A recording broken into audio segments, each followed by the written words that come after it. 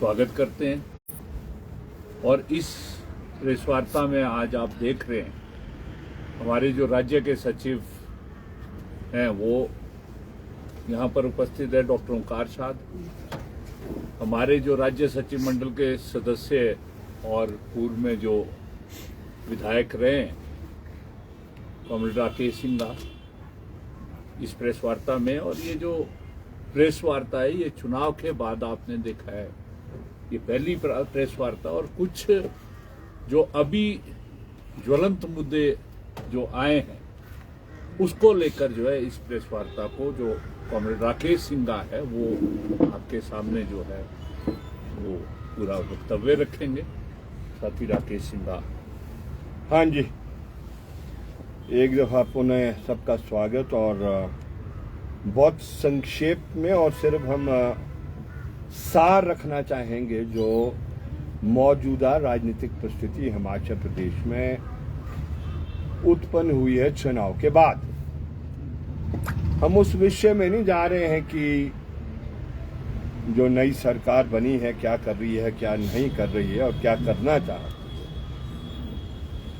लेकिन 2-3 विषयों को लेकर हमारी पार्टी सीपीआईएम अपना मत आपके जरिए जनता को पहुंचाना चाहती है। पहली बात है कि जो ये सरकार ने निर्णय लिया है कि जो अलग अलग इंस्टीट्यूशन हेल्थ के हैं या स्कूल के हैं या पटवार सर्कल है, वेटरनरी के हैं, आपके पीडब्ल्यू से रिलेटेड है, आईपीएचई से रिलेटेड है, जो भी संस्थाएं खोली हैं, जो बंद लेने का निर्णय लिया है, हम समझते हैं ये उचित नहीं है और ये बेबुनियाद तरीके से एक मौका बीजेपी को देता है, जिस बीजेपी को जनता ने इस चुनाव में नकार दिया था। इसलिए हमारा हिमाचल प्रदेश की सरकार से ये अपील है कि मेहरबानी कर कोई ऐसा कदम नहीं उठाया जाए जिसके जरिए जो जनमत मिला है उस जनमत को में जो उस जनमत को के अंदर वो उसको बदलने का या उस जनमत का जो रिस्पेक्ट होना चाहिए उस जनमत को कांग्रेस पार्टी को रिस्पेक्ट करना चाहिए। पहले कांग्रेस पार्टी को साफ समझ लेना चाहिए, ये जनता की इच्छा थी कि जो 5 साल में नीतियां हिमाचल प्रदेश के बीजेपी की सरकार ने हिमाचल प्रदेश में माननीय पूर्व मुख्यमंत्री जयराम ठाकुर द्वारा जो चलाई गई उसको जनता ने नकार दिया और उसमें कांग्रेस पार्टी की बहुत बड़ी कंट्रीब्यूशन नहीं है, वो जनता की बहुत बड़ी कंट्रीब्यूशन है। इसलिए कांग्रेस पार्टी को जो ये नई सरकार बनी है जिसका दुर्भाग्यपूर्ण अभी तक मंत्रिमंडल का गठन नहीं हो पाया है, वो उसकी जिम्मेवारी बनती है कि इस जनमत को रिस्पेक्ट देना और उसको उसकी रक्षा करना और उसको मजबूत करते हुए अपनी कार्यनीति उनको निर्धारित करनी चाहिए। एक नंबर 2 बात हम क्या कहना चाहते हैं, हम ये कहना चाहते हैं कि आपको हम 15 दिन देना चाहते हैं। हालांकि जब हम 15 दिन देने की बात कह रहे हैं तो हम समझते हैं कि जो इन्होंने किया है उसको रिव्यू करना चाहिए और रिव्यू कर क्या तौर तरीका होगा वो तय करें। वो ऑल पार्टीज के भी हो सकता है, विधायक वो जो चुने हुए हैं उनकी कमेटी हो सकती है, सरकार के जो कांग्रेस के विधायक है उसकी हो सकती है या मंत्रिमंडल की कमेटी हो सकती है, जो वो उचित समझते हैं। लेकिन उसके तहत ये इसकी समीक्षा होनी चाहिए और तर्क संगत से उसका पूरा विश्लेषण होने के बाद ही निर्णय होना चाहिए कि चलेंगे कि नहीं चलेंगे। लेकिन जहां तक हमारी पार्टी का प्रश्न है कि एक दफा कोई भी सुविधा जनता को दे दी जाती है, उसको रिवर्स करना हम समझते हैं सही नहीं है, और वो सिर्फ जनता में झगड़ा पैदा करने के उद्देश्य से किया जाता है कि जनता के दो हिस्सों को लड़ाने का काम, या तो क्षेत्र के आधार पर, या कहीं जातीय के नाम पर, या कहीं पार्टियों के नाम पर। ये अच्छी बात नहीं है, ऐसा हमारा मानना है। तीसरी बात हम क्या कहना चाहते हैं, तीसरी हम बात थोड़ी टेक्निकल करना चाहते हैं। वो टेक्निकल इसलिए करना चाहते हैं क्योंकि हम समझते हैं कि ये एक किस्म की परंपरा ये हिमाचल प्रदेश में बन गई है। जो भी पार्टी सत्ता में आती है और 5 साल जब सत्ता चलाती है, वो कहीं ना कहीं जनता को के साथ धोखा करती है और ठगने का काम करती है, और आम तौर पर आखिरी जो वर्ष रहता है चुनाव से पहले, उसी में घोषणाएं की जाती है। हम समझते हैं ये उचित नहीं।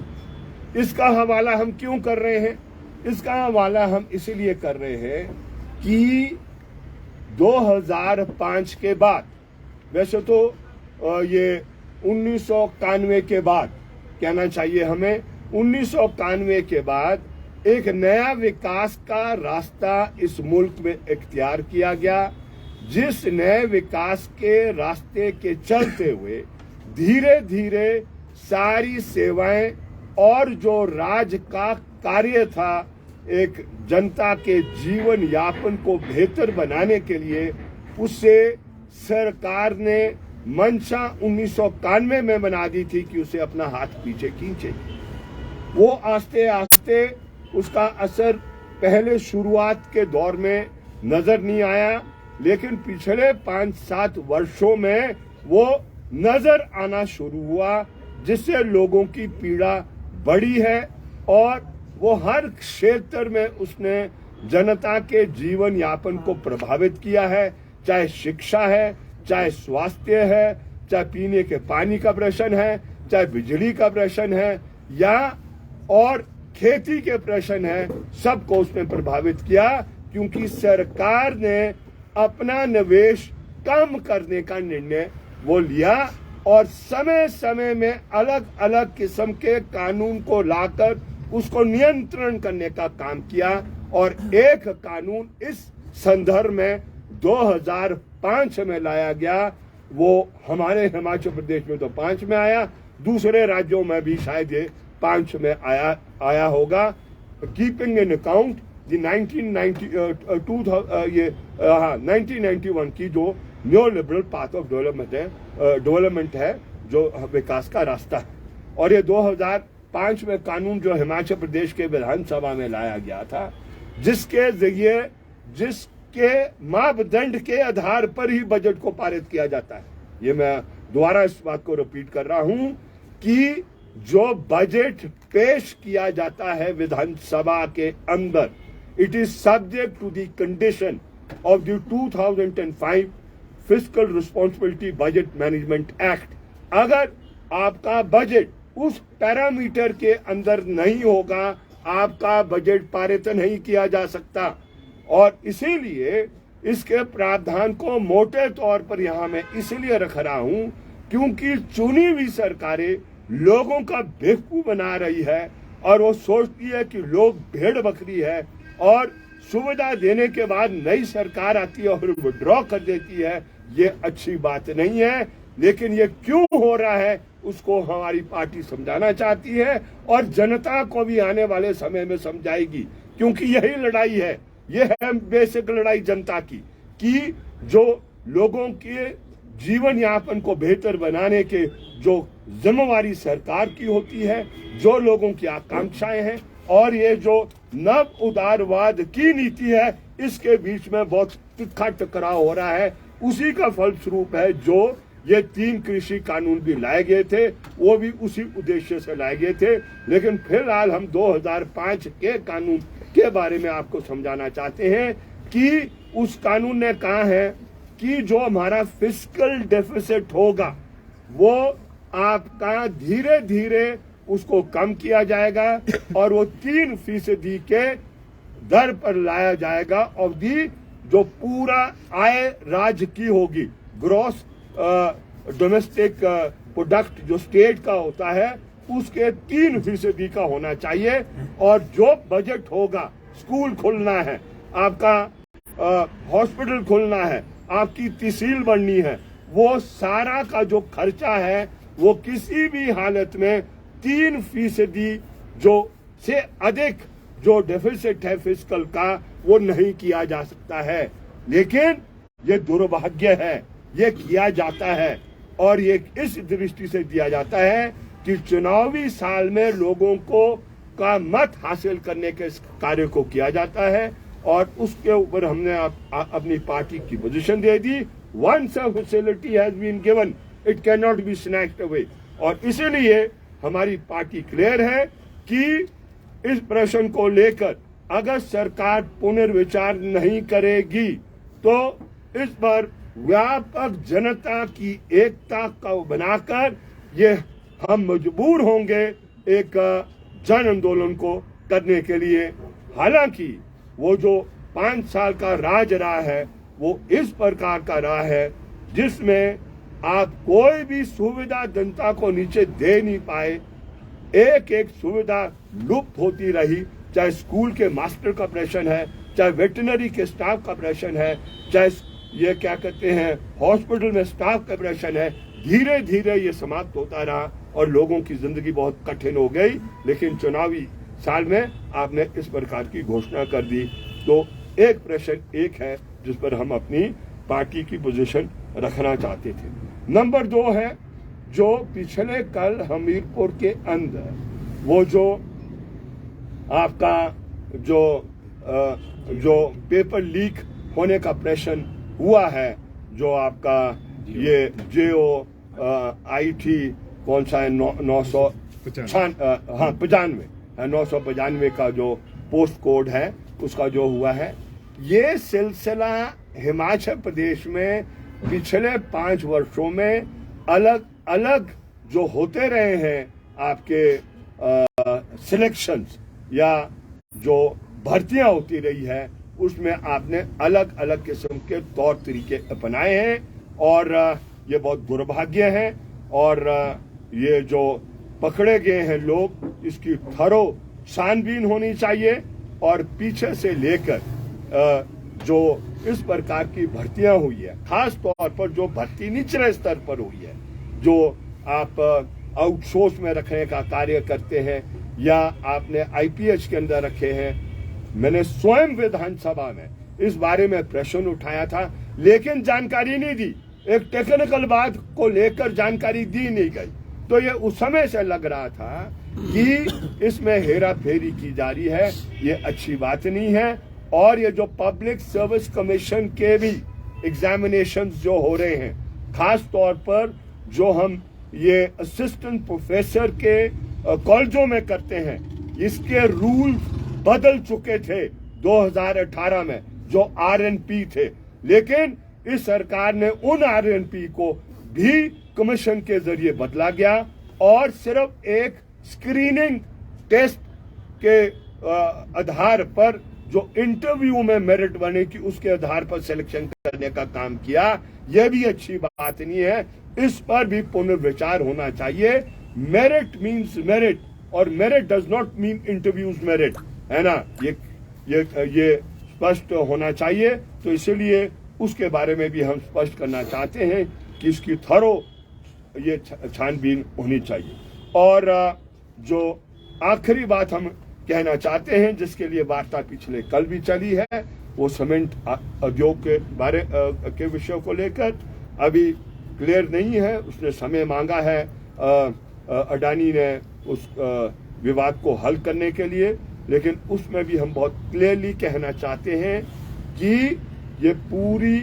ये इस दृष्टि से किया जा रहा है कि अडानी की मोनोपोली हर तरीके से हो, सिर्फ सीमेंट मैन्युफैक्चरिंग के लेवल पर ही मोनोपोली ना बने, लेकिन उसके के लेवल पर भी वो मोनोपोली पैदा करना चाहता है। जिनकी जमीनें गई वो ट्रक ऑपरेटर्स बने, उनके पास और कोई चारा नहीं था, और अब पूरा ये रणनीति है उसकी कि किस तरीके से ट्रांसपोर्टेशन भी अपने हाथ में लेना और लोगों को वहां से उस कार्य से बेदखल करने का काम, ये हरगिज हमारी पार्टी अनुमति नहीं देगी। और इसलिए ट्रांसपोर्टर से अपील करती है, व्यापक एकता बनाएं। झगड़े हो सकते हैं छोटे मोटे यूनियन के स्तर पर, उनको आप साइड में कीजिए और पीपल्स यूनिटी पैदा करें, सिर्फ ट्रांसपोर्टर्स के जरिए नहीं, क्योंकि ये हिमाचल प्रदेश की जनता का प्रश्न है, उसमें व्यापक एकता पैदा की जाए। अगर ये 10 दिन के अंदर इस प्रश्न को नहीं ये इसका हल करेंगे तो हमारी अपील होगी ट्रांसपोर्ट यूनियन से कि वो व्यापक एकता बनाए, और उस व्यापक एकता में हमारी पार्टी उनके साथ निश्चित रूप से खड़ा रहेगी, जिससे कि जो उसकी मंशा है वो पूरी ज़ारेदारी पैदा करने की उसको हम विफल करने का, उसको फेल करने का कार्य करेंगे। तो इन 3 प्रश्नों को लेकर हम आज अपनी ये बात कहना चाहते थे। तो इसके अलावा और किसी का कोई आपने बोला ना, किसी का कोई प्रश्न जो अभी भर्ती की जांच की मांग भी कर रहे हैं जो पिछले 5 सालों में हुई है, जितनी भर्तियां हुई है, हमें लग रहा है कि इसमें गड़बड़ी है। जो पिछले 5 साल में भर्तियां हुई है उसको लेकर भी जांच की मांग करेंगे। वो प्रश्न देखिए, एक ऐसी स्टेटमेंट नहीं देनी चाहिए जिससे कुछ ऐसी आशंका पैदा हो जाए जो जेन्युइन लोग भी सिलेक्ट हुए वो उनका हुआ है। एक हमने पब्लिक सर्विस कमीशन के बारे में जो त्रुटि है, जो कमजोरी है, जिसमें बैकडोर की भर्ती की जाती है, उसका हवाला किया है। उसमें हमने कहा है कि जो असिस्टेंट प्रोफेसर के ग्रेड के colleges and some other institutions में जो भर्ती की जा रही है उसमें RNP को बदला गया है, जो रिक्रूटमेंट एंड प्रमोशन बदला गया है, जिससे क्या हुआ है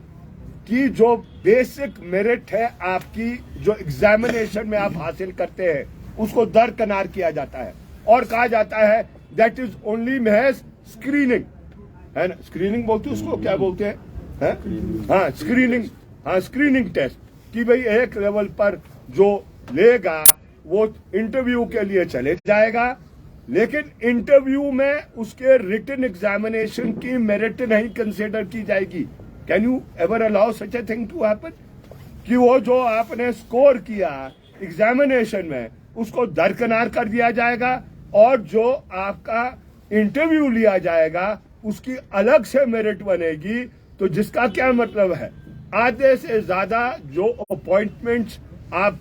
पब्लिक सर्विस कमीशन में करते हैं, ऑटोनमस है वो इंस्टीट्यूशन, ऑटोनमस रहना चाहिए, और सारी जो आपकी भर्ती है मेरिट के आधार पर, लेकिन जो वहां पर नियुक्तियां भी की जाती है राजनीतिक दृष्टिकोण से की जाती है, लिस्टें पहले से प्रिपेयर की जाती है, और जो एक्सपर्ट्स आते हैं उनको यह कहा जाता है कि इनकी सिलेक्शन करनी है आपने। तो इसलिए हमने उसके बारे में जरूर कहा है, हम सारी अपॉइंटमेंट्स के बारे में नहीं कह रहे हैं, हम उन अपॉइंटमेंट्स को कह रहे हैं जिसमें पारदर्शिता नहीं थी,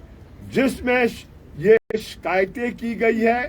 जिसमें लोग ये न्यायालय के दरवाजों को खड़काया है, और खास तौर पर वो है जो आपके IPH के अंदर आउटसोर्स के जरिए ये जो अपॉइंटमेंट्स की है उसके बारे में हम ये जिक्र कर रहे हैं। हम कोई ऐसा पंडोरा बॉक्स नहीं खोलना चाहते हैं कि आप वो सरकार 5 साल यही कार्य करते रहे, उसको वो काम भी करने हैं जिसके लिए लोगों ने उसको चुन के भेजा है। वो ओनली दोज अपॉइंटमेंट्स जो अंडर दी स्कैनर आ चुके हैं उसके हम जिक्र कर रहे हैं, और उसमें पुलिस भर्ती का आपको पता है कि क्या हुआ है? ये जो आपका ये पब्लिक सर्विस कमीशन जो है आपका हमीरपुर का जो पिछले कल उसका निकल गया है, तो ये क्लियर है कि भाई एक